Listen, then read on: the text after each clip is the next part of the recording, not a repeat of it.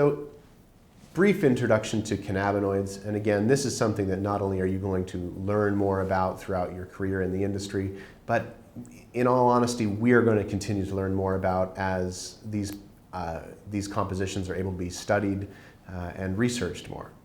So the main cannabinoid that you're going to hear about all the time, of course, is THC. THC, and you may see it on packaging, THCA. THCA is the non-activated version of THC. This is the THC that hasn't been heated up or turned into THC. So you can consume THCA and you may not feel anything other than maybe some subtle relaxation. So once THCA goes through what's called decarboxylation, it turns into THC. That is, of course, when it's heated up, either through burning or smoking, vaping, eating, or in the case of edibles, the oil or the plant material has to be heated to a certain degree for a timeline to transform as much of the THCA into THC. So same thing, just the activated or non-activated version of each. The other big one that's maybe even more in the news now, of course, is CBD. You know, in this industry, we're not allowed to make any medical claims and, of course, speak to your retail store management to discuss what you're allowed to discuss, to talk about with the customer. But in general, people are using CBD for a variety of issues, many of which are based around anti-inflammatory. So people are using it for anti-inflammation in any parts of the body, even including nerves and nerve damage, fibromyalgia, plantar fasciitis. People are using it a lot for stomach, nerve, or stomach inflammation and various digestive or stomach issues. Topically, all over the body for inflammation. And then, of course, that's where CBD will come into use for seizures, is because of inflammation in the brain, glaucoma, which is inflammation behind the eyes.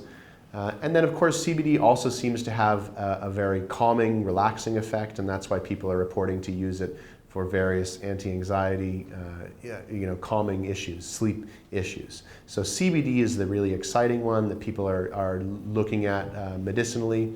And of course, because people are still a little bit scared of THC, even though THC clearly has some medical benefit, CBD is an easier sell right now, simply because you're able to say it's the cannabinoid that doesn't get you high, that has this medical benefit. So everybody's talking about CBD, I don't want to take away from the benefit that THC will, I believe, in the future be shown to have. And of course, there's other smaller cannabinoids that people report benefit or effect from. CBN is one that people tend to report to cause drowsiness. We use that in some of our products that are meant to sleep.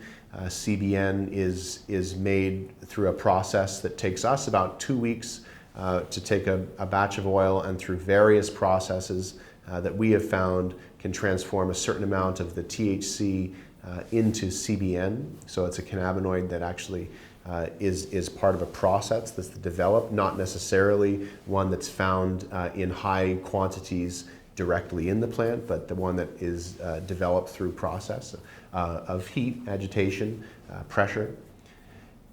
And then other cannabinoids like CBG, which are being reported to be very calming. These are things that are reported that we want to put out there to show the benefit of the products, and we are confident that in the coming years, academia will catch up with the research and find a huge array of issues and benefits that are going to stem from this wonderful plant, cannabis. And another thing that you'll hear a lot that people are discussing is something called the entourage effect. And that is how the terpenes even help with the uptake of CBD, THC, and how a full, bright cannabinoid and terpene profile is more effective than one isolated cannabinoid or one isolated terpene. So again, CBD on its own or THC on its own without terpenes, they don't bind as well to the receptors. So the entourage effect is by using the full flower, the full portion of the plant as nature intended, are able to be absorbed or received by endocannabinoid system better than just one cannabinoid isolated from each other. This is why CBD products sold in the legal 502 industry, which do have a little bit of THC in them, tend to work better than the CBD isolated products that are available online.